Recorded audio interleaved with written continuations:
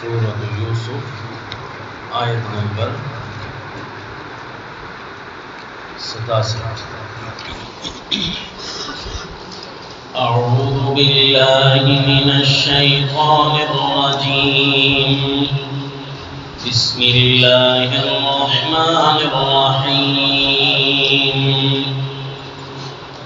وقال يا بني لا تدخلوا من باب واحد وادخلوا من أبواب متفرقة وما أغني عنكم من الله من شيء إن الحكم إلا لله عليه توكلت وعليه فليتوكل المتوكلون۔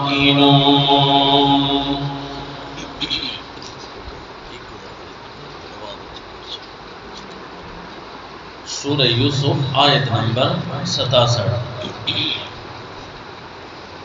سلسلہ قصص القرآن میں واقعات سیدنا یوسف علیہ السلام جاری ہیں۔ گزشتہ سبق میں ہم نے پڑھا کہ پیارے پیغمبر کو جب اللہ نے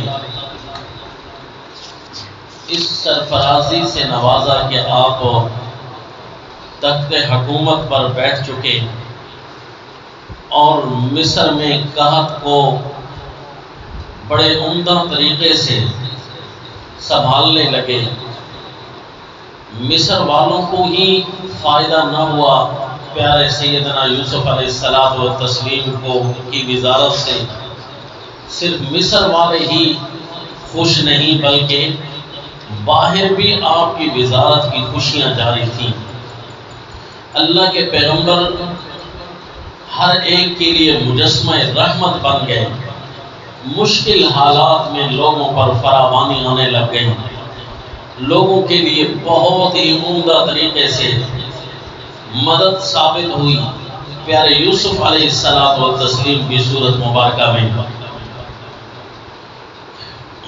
اور اللہ بھی برکت ڈال دیتے ہیں اس وقت جب کسی کے خیر خواہی سے کے جذبے سے کام کیا جائے تو رب کریم بھی اسباب بڑے پیارے عطا فرما دیتے ہیں۔ فائدہ ہے اللہ کی رحمت کا کہ والذین جاہدوا فینا لنہدینہم سبلنا، جو ہمارے طرف آنے میں محنت کرتا ہے تو ہم اس کے لیے بند راستے بھی کھول دیتے ہیں، کئی راہیں ہم اس کے لیے نکالتے ہیں۔ اللہ کے پیغمبر سیدنا یوسف علیہ السلام قوم کی خدمت پر تشریف لائے، آپ نے نور نبوت بھی پھیلانا شروع کیا اور قوم کی خدمت بھی کی، پھر اللہ نے آپ کے لیے آسانیاں اس قدر مہیا کر دی کہ آپ کی باتوں کے چرچے ملک مصر سے باہر شام کی بستیوں میں بھی پہنچے، وہاں آپ کے بھائی رہتے تھے، انہیں اطلاع ملی کہ کوئی رحم دل بادشاہ آیا ہوا ہے، چنانچہ وہ بھی پورا قافلہ آ گئے۔ پچھلا واقعہ آپ سن چکے کہ ان کی کیا باتیں ہوئی، کیا طے ہوا۔ چنانچہ سیدنا یعقوب علیہ السلام سے اجازت لے کر دوبارہ بھی سیدنا یوسف علیہ السلام کے پاس آ رہے ہیں۔ آج کے سبق میں وہ بھائیوں کا دوسرا سفر ہے، برادران یوسف کا دوسرا سفر۔ پہلے سفر میں طے ہوا تھا کہ آپ اپنے اس بھائی کو بھی لے کر آئیں گے جس کا تم نے تذکرہ اور تعارف ہمیں سنایا ہے، جس بھائی کا نام بنیامین تھا، اس کو بھی میرے پاس لے کر آنا، اگر نہ لا سکے تو پھر تم میں سے کسی کو بھی میں غلہ نہیں دوں گا۔ کہ ممکن ہے تم نے مجھ سے جھوٹ بولا ہو یا میرے ساتھ تم نے وفا نہ کی ہو، ہم نے تمہاری اتنی خدمت عزت بجا لائی ہے، کہیں تم ہمیں دشمن تو نہیں سمجھتے۔ بہرحال معاملہ بڑا مشکل تھا، سیدنا یوسف علیہ السلام کا کہنا مان لیا، اور ابھی تک پتہ نہیں ہے بھائیوں کو کہ یہ وہی ہمارے بھائی ہیں جس کو ہم نے کنویں کے حوالے کیا تھا اور آج یہ بادشاہت سے سرفراز ہیں۔ سیدنا یعقوب علیہ السلام نے بھی ان کو اجازت دے دی، ٹھیک ہے جاؤ، مصر کا کوئی رحم دل بادشاہ تمہیں بلا رہا ہے تو پھر ٹھیک ہے اس کو بھی مجھ سے لے جاؤ۔ ہے تو میرا اکلوتا سہارا، لیکن اسے تم لے جاؤ۔ چلتے ہوئے پیارے یوسف علیہ السلام و تسلیم کے بھائی تو تھے ہی صحیح نا، اللہ کے پیغمبر سیدنا یعقوب علیہ السلام اپنے بیٹوں کو عجیب نصیحت کر رہے ہیں۔ نصیحت کیا کی؟ چنانچہ ارشاد فرمایا، اعوذ باللہ من الشیطان الرجیم، بسم اللہ الرحمن الرحیم، وقال یا بنی لا تدخلوا من باب واحد وادخلوا من ابواب متفرقة وما اغنی عنکم من اللہ من شیء۔ فرمایا اے میرے بیٹوں، نہ داخل ہونا ایک ہی دروازے سے۔ اب یہ شہر کا دروازہ مراد ہے یا وہاں کے جو دربار تھا پیارے یوسف علیہ السلام و تسلیم کا، وہاں کا دروازہ مراد ہے کہ وہاں جو زیادہ دروازے لگے ہیں، اکیلے اکیلے دروازے سے داخل ہونا، ایک دروازے سے داخل نہ ہونا۔ لا تدخلوا من باب واحد، نہ داخل ہونا ایک ہی دروازے سے، وادخلوا من ابواب متفرقة، داخل ہونا الگ الگ دروازوں سے۔ اے میرے بیٹوں، میں یہ تمہیں تدبیر تو بتا سکتا ہوں، تقدیر سے نہیں بجا سکتا۔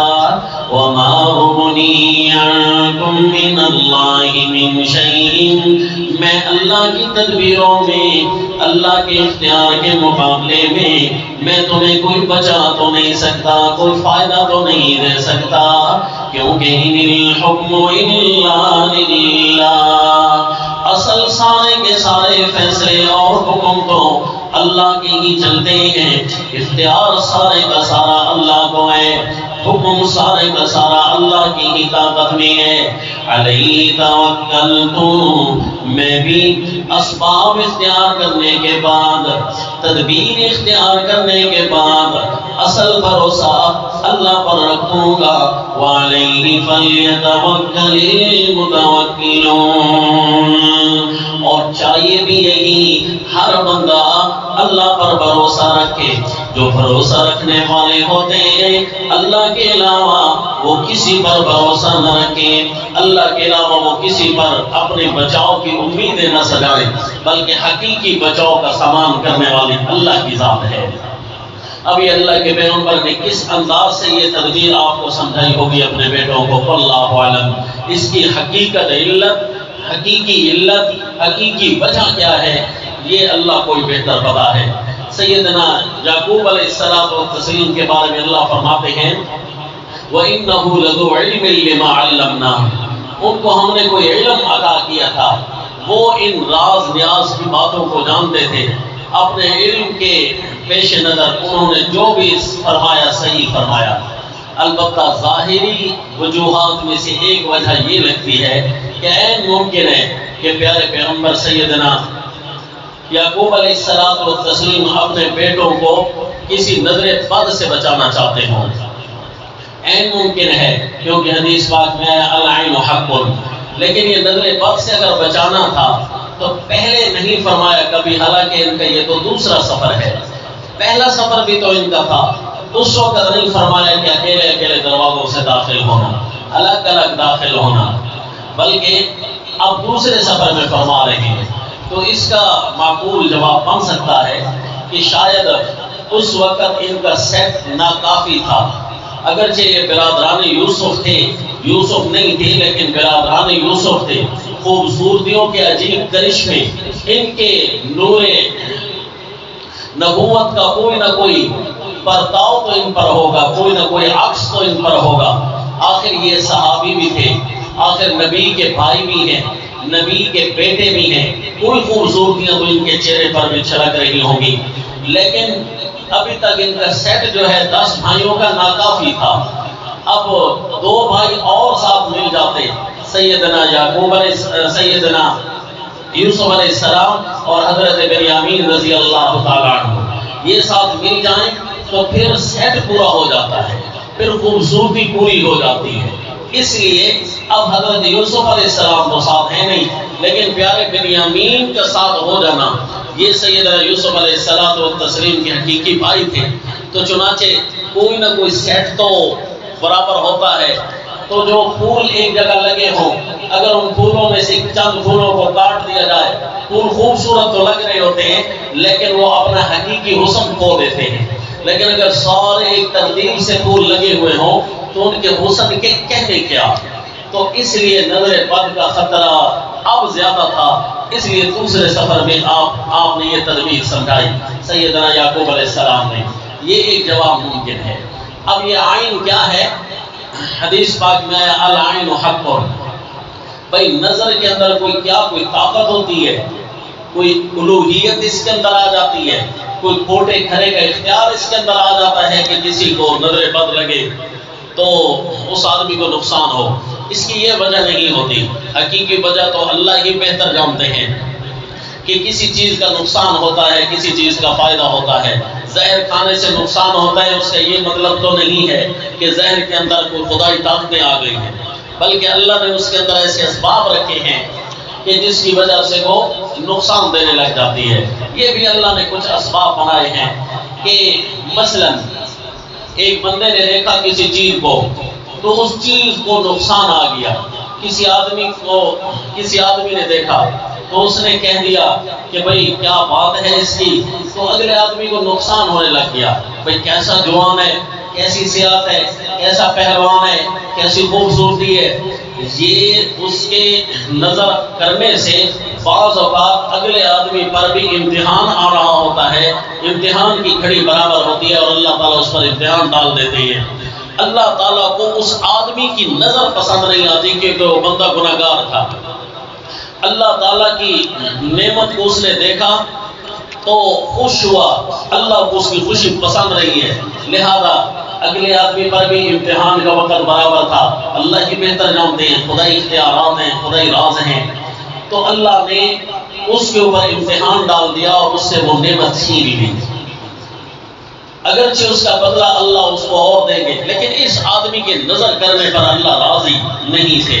ایک وجہ یہ ہوتی ہے نظر بد کی، اور دوسری وجہ یہ بھی ہوتی ہے کہ یہ دیکھنے والا آدمی تو نیک تھا، لیکن اس نے جس کو دیکھا ہے تو اس پر اس نے حیرت کا جو اظہار کیا ہے رب کریم کو، یہ جگہ پسند نہیں تھی کہ یہ نیک آدمی ہے، اس نے اس کو دیکھا ہے، یہاں حیرت اس کو نہیں کرنی چاہیے تھی، لہذا اگلے آدمی سے اللہ تعالیٰ وہ نعمت چھین لیتے ہیں۔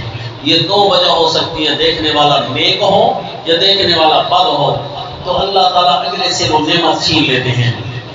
تو حدیث پاک میں اس کے ازالہ اور اس کے دم بھی آئے ہیں کہ اس کا ازالہ بھی کیا جائے کہ جس کی نظر لگی ہے وہ وضو کرے، وضو کرے گا تو کوئی توبہ استغفار، کوئی قربت کا ذریعہ پیدا ہو جائے گا، پھر جو وضو کا بچا ہوا صاف پانی ہے وہ اس کو پلا دیا جائے تاکہ وہ جو عبادت کی گئی ہے جس پانی کے ساتھ تو کوئی نہ کوئی کمی کا ازالہ ہو جائے۔ حقیقی اسباب تو اللہ ہی بہتر جانتے ہیں۔ تو یہ شاید وجہ ہو سکتی ہے کہ پیارے یعقوب علیہ السلام و تسلیم اپنے بیٹوں کو ایک دروازے سے داخل ہونے کے منع فرما رہے ہیں کہ ایک بھی داخل ہو، پھر دوسرا، پھر تیسرا، سارے اکٹھے جب داخل ہو رہے ہوں، 11 بھائی بنیامین بھی ساتھ ہو تو ساروں کی نظریں لگ جائیں گی۔ وہ تو سیدنا یوسف علیہ السلام و تسلیم ہیں جن کا حسن ناقابل برداشت ہو گیا تھا مصر والیوں سے، لیکن یہ بھی برادران یوسف کے ساتھ بنیامین بھی ہیں، تو پھر عین ممکن ہے کہ کوئی ایسا نظر بد والا ہو جس کی نظر اللہ کو پسند نہ ہو اور میرے بیٹوں پر امتحان آ جائے۔ اور امتحان کی وجہ تو ہے ہی صحیح نا کہ بیٹے جو ہے اس وقت ایک عظیم مرحلے سے گزر رہے ہیں کہ اپنے بھائی کو انہوں نے ایک زیادتی کی تھی اور اس کی کہیں ان کو سزا نہ مل جائے، تو اس لیے اللہ کے پیغمبر ایک تدبیر ارشاد فرما رہے ہیں، لیکن تدبیر کرتے ہوئے فرمایا حقیقی بھروسے اللہ پر رکھنے چاہیے، تدبیروں پر بھروسے نہیں ہونے چاہیے۔ تدبیر خود اختیار کر کے اسباب اختیار کرنے کے بعد پھر حقیقی بھروسہ اللہ پر، حقیقی کام کرنے والی ذات اللہ کی ہے۔ ان الحکم الا للہ، سارے فیصلے، سارے اختیار اللہ کے سپرد ہیں، ہم اللہ کے فیصلوں میں دخل اندازی نہیں کر سکتے۔ چنانچہ یہ تدبیر اختیار کرنے کے بعد بھائیوں کو تیار کیا، اپنے بیٹوں کو تیار کیا، 11 کے 11 یہاں سے نکلے۔ اور مصر میں داخل ہوئے اسی انداز سے داخل ہوئے جیسے آپ ان کو ان کے ابو نے فرمایا تھا. چنانچہ قرآن منظر کشی کرتا ہے وَلَمَّا دَخَلُوا مِنْ حَيْثُ أَمَرَهُمْ أَبُوهُمْ مَا كَانَ يُغْنِي عَنْهُمْ مِنَ اللَّهِ مِنْ شَيْءٍ إِلَّا حَاجَةً فِي نَفْسِ يَعْقُوبَ قَضَاهَا. جب داخل ہوئے اس جگہ سے جہاں پر جیسے حکم کیا تھا ان کو باپ نے ما کان یغنی عنہم من اللہ من شیء. سارے لوگوں کو یہ آیت یاد کر لینی چاہیے. صحیح احادیث جس طرح یاد کی جاتی ہیں اسی طرح قرآن کے حوالہ جات یاد کیے جائیں. مختلف موضوعات پر قرآن بہترین رہنمائی کرتا ہے. دیکھیں جی ما کان یغنی عنہم من اللہ من شیء. اللہ کے فیصلوں سے اللہ کے امر سے اللہ کے پیغمبر سیدنا یعقوب علیہ السلام بھی نہیں بچا سکتے من شیء ذرا برابر بھی. اس کا مطلب ہے اختیار کامل کس کے پاس ہے؟ اللہ کے پاس. مختار کل اللہ کے علاوہ اگر کسی کی ذات ہوتی تو کم از کم انبیاء ضرور ہوتے. اپنے بیٹوں کو ہر کھوٹے کھرے سے بچنے نہ بچانے کی تدبیریں جو ہے نا خود کر لیتے. لیکن اللہ کے پیغمبر بھی اپنی اولاد کو اللہ فرماتے بچا نہیں سکتے اگر میں کوئی فیصلہ کر دوں. اسی طرح دیگر انبیاء کرام سے بھی اللہ تعالیٰ ان کی طاقت کے بارے میں فرماتے ہیں کہ اختیار کامل صرف اور صرف میرے پاس ہے. میں اللہ کے علاوہ انبیاء کے پاس بھی اختیار نہیں ہوتا. اللہ نے بندوں کو بھی نیک لوگوں کو بھی پیر پیغمبروں کو بھی ایسی طاقت نہیں دی کہ جو جس میں خدائی اختیارات ان کے سپرد ہو جاتے ہوں, جس میں وہ بھگوان بن جاتے ہوں, جس میں وہ الہ بن جاتے ہوں. مثلا حوالہ نوٹ کیجئے سورہ تحریم آیت نمبر 10 میں فرمایا ضرب اللہ مثلا للذین کفروا امرأة نوح وامرأة لوط كانتا تحت عبدین من عبادنا صالحین فخانتاهما فلم يغنيا عنهما من الله شيئا وقيل ادخلا النار مع الداخلين. اللہ کافروں کی عبرت کے لیے ایک مثال بیان کرتے ہیں. سورہ تحریم آیت نمبر 10. اللہ کافروں کی عبرت کے لیے ایک مثال بیان کرتے ہیں. امرأة نوح وامرأة لوط, سیدنا نوح اور سیدنا لوط علیہ السلام کی بیویوں کی. کانتا تحت عبدین من عبادنا صالحین, وہ دونوں عورتیں ہمارے نیک بندوں کے عقد نکاح میں تھیں. ہمارے نیک بندے یعنی انبیاء صالح ان کے نکاح میں تھی. فخانتاہما, ان دونوں بیویوں نے اپنے دونوں شوہر جو اللہ کے پیغمبر تھے ان کا کہنا نہ مانا, ان کی تبلیغ نہ مانی. فخانتاہما, ان دونوں عورتوں نے خیانت کر دی اپنے شوہروں کی. یہ اللہ کریم کی رپورٹ ہے. اللہ کریم بتا رہے ہیں کہ ایک ہی گھر ہے, نبی کا گھر ہے, نبی کا کہنا نہ مانا ان کی دونوں بیویوں نے.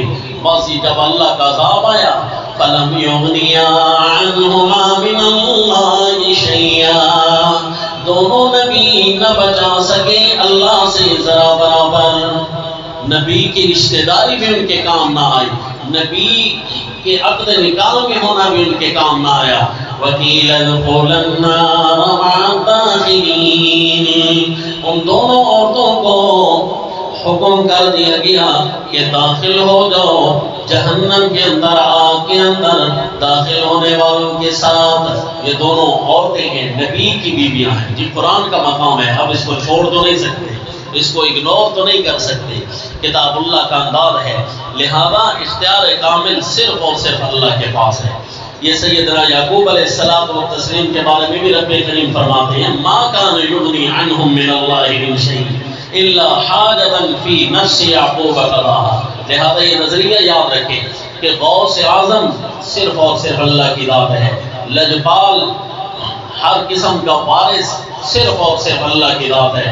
گنج بخش ہو, گنج شکر ہو, کھوٹی قسمتیں کھڑی کرنے والا ہو یا ڈوبتیوں کو پار لگانے والا ہو, وہ صرف اور صرف اللہ کی ذات ہے. اگر اللہ کے علاوہ کوئی اور ہوتا تو کم از کم انبیاء کی یہ پاور ضرور ہوتی.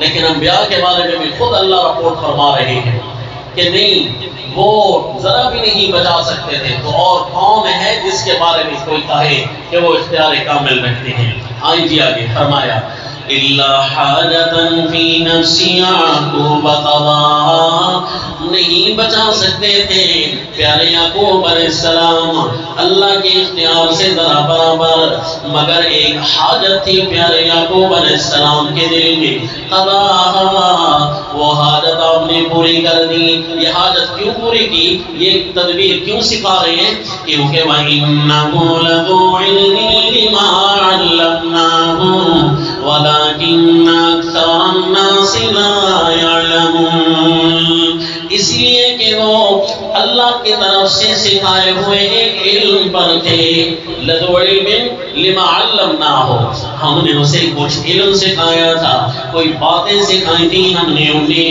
وَلَكِنَّ أَكْثَرَ النَّاسِ لَا يَعْلَمُونَ، لیکن اکثر لوگ ایسی حقیقت حال سے واقف نہیں ہوتے۔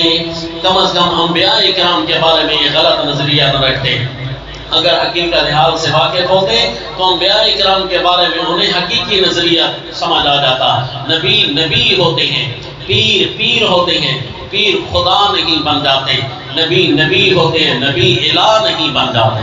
جیسے یہود و نصارہ نے اپنے اپنے نبیوں کو الہ بنا دیا تھا۔ پیارے رسول اللہ صلی اللہ علیہ وسلم نے ارشاد فرمایا میرے ساتھ وہ نہ کرنا جس طرح کہ یہود و نصارہ نے اپنے اپنے نبیوں کے ساتھ زیادتی کی تھی۔ کیا جی؟ ان کے ساتھ محبت بھی کی، محبت میں غلوب کر بیٹھے، یعنی اتنی محبت کی کہ انہیں الہ بنا ڈالا۔ کبھی کہتے ہیں ان اللہ هو المسیح ابن مریم، کہ وہی اللہ ہے نا، وہ حضرت عیسیٰ بیٹے مریم کی شکل میں آ گیا۔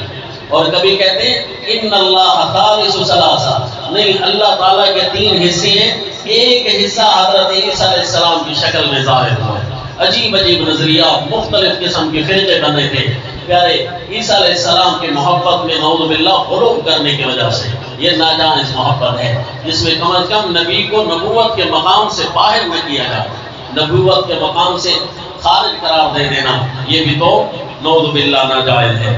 اب سیدنا یوسف علیہ السلام نے دیکھا میرے 11 بھائی آ گئے ہیں، نہیں کیا ہی عجیب انداز ہوگا۔ قربان جائیں پیارے انبیاء کرام کے حسن اخلاق پر، اللہ ہم سب کو حسن اخلاق کی دولت سے مالا مال کرے۔ حسن اخلاق اتنی عظیم دولت ہے۔ حدیث پاک میں آیا کہ بندہ نماز روزے سے وہ ترقی حاصل نہیں کرتا جتنا حسن اخلاق سے ترقی حاصل کرتا۔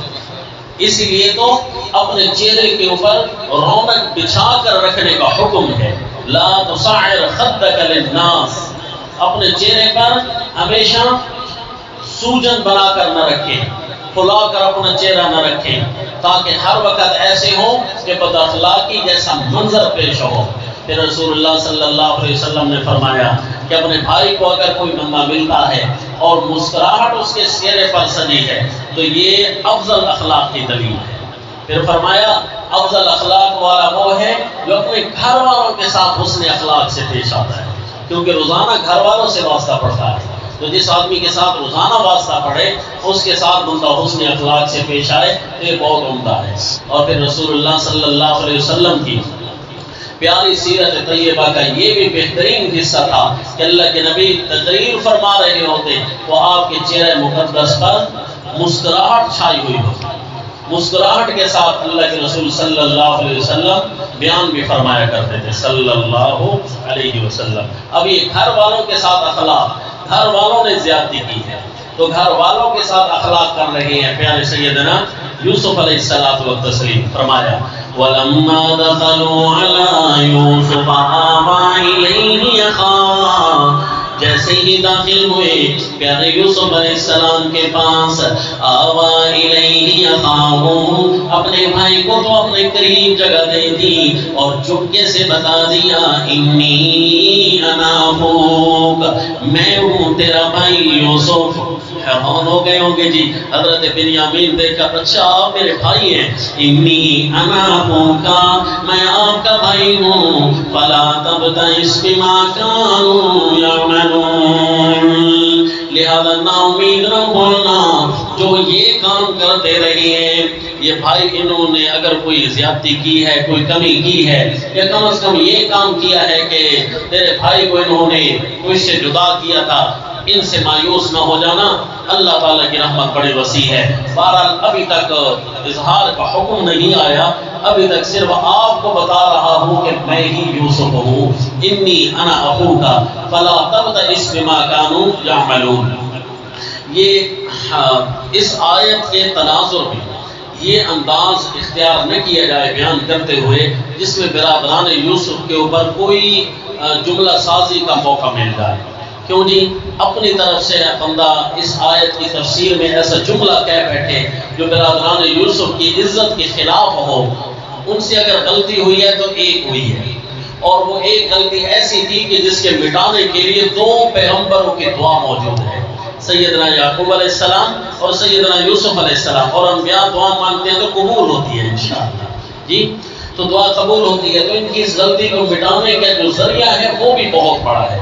تو یہاں پر اگر آپ یہ کہتے کہ حضرت یوسف علیہ السلام نے فرمایا کہ اگر تیرے بھائی کوئی زیادتی کرتے رہے ہیں تو پھر مایوس نہ ہو جانا، وہ اصل میں حضرت بنیامین کے ساتھ بھی زیادتی کرتے تھے، وہ جی سفر میں آ رہے تھے ساتھ ساتھ تو بڑے ان پر جملے مار رہے تھے، جی کہہ رہے تھے دیکھو جی یہ عجیب بندہ ہے، بادشاہ کا بلایا ہوا ہے، بڑا عجیب بندہ ہے، تو بڑے بھائی تیرے کوئی تعلقات ہیں، بادشاہ کا بلایا ہوا حضرت بنیامین کو بے تنگ کرتے آ رہے ہیں، لا حول ولا قوت الا باللہ۔